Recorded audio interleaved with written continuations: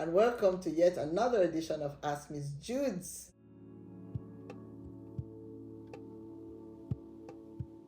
As usual, I hope you're doing good and taking good care of yourself.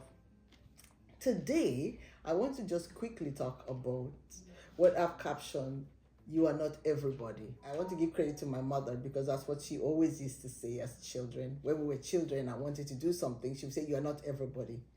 Now, while at that point, to be honest, I almost resented her for not making me do everything that my friends did, I am later to learn that it is a critical thinking skill that she instilled in us. And I want to share with you today, especially if you are raising children or children who are early teenagers, that you have to be really vigilant. We do live in a world where crazy now seems to be normal. So you're going to find that children are under pressure to do what everybody else is doing. So when I was in like grade 4, I had one of my best friends in school was having a birthday party. So I wanted to go to this birthday party. Now, guys, it was 3 o'clock in the afternoon, right? I wanted to go to the party so bad. I knew that my mom would not let me go because she was never really into parties. So I planned with a few of my classmates to come home on the way to the party so that they would kind of subconsciously pressure my mom into letting me go. So they all came well dressed and all, and mom asked them what was happening, and they said, "Oh, they're going to this party." And she said, "Oh, that is so nice. You all go and have a wonderful time because Judith is not going with you." I felt like crushed. I felt, oh, she has embarrassed me before all of my friends. And every time I said, "Oh, everybody's going," she's like, "Yes, you're not everybody, so you're not going." Now, while I thought at that time in my young mind that this was deprivation, I later learned that she was teaching me to be an individual, to think for myself, to be sure that I did what I wanted to do. So when I started having children, I decided I was going to do the same with my children. They also didn't enjoy it. I remember once when my oldest son was in grade 9 or so, he so wanted a particular bag that was in vogue. And the bags were pretty, but they were not sturdy. And I wanted to be sure he was getting what he needed, not what his friends had. So every time we went shopping, he would say he wanted that one, and I would say, "Why?" "Oh, he says because it's sturdy." And I would show him 2 or 3 other brands that were sturdier than what he had selected. He would say, "Oh, I like this." And whatever he said, I knew he wanted it because his friends wanted it. So I would show him other options. And initially it irritated him. But much later in life, he did share with me that he feels sad when some of his friends can't think for themselves. They just do what everybody does. So if you have not taught your child or your children that they are not everybody, chances are they will do what everybody does. So today we see challenges on many social media platforms. I will not name anyone. And young people just go and do any challenge that anybody puts out there. Just think. Why? You are not everybody.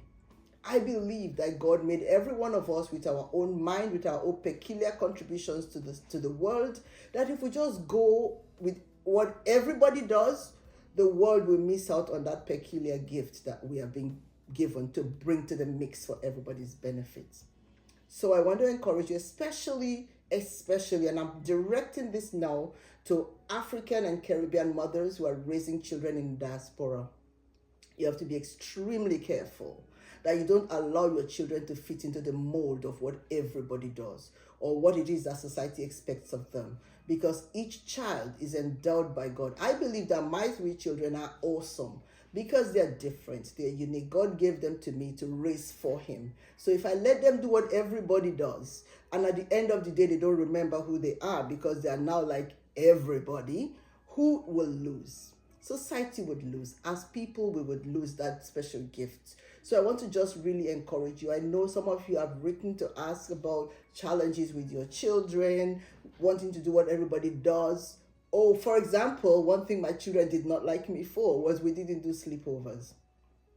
Everybody does them, but my children were not everybody, so we didn't do them. So you're going to find for yourself what is your value, what it is, what's this special gift that you want to build in your children. How do you teach them to think critically so they don't do what everybody does? So if they go to school and everybody's doing foolishness, they don't have to join in the foolishness because they are not everybody. They are your children. I want to submit to you, and I'm going to give credit to my mom. She's 85 now, but I learned that from her because she would say, you are not everybody. If you ever give the reason for wanting to do something as because everybody does it, she would say, no, you are Judith, you are not everybody. And I want to encourage you today, raise your children to be individuals. You yourself begin to think as an individual. You're not everybody. You have special gifts that God has given you to bring to this world to everyone's benefit.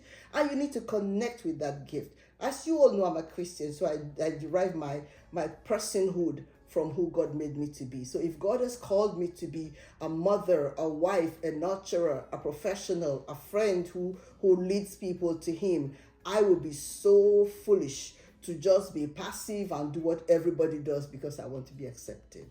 So again, I challenge you. Like, share, subscribe, share with your friends, especially those who are raising children in this rather challenging period where everything in social media is going haywire and everybody's doing what everybody does. Even as simple as things like what devices do you buy for your children?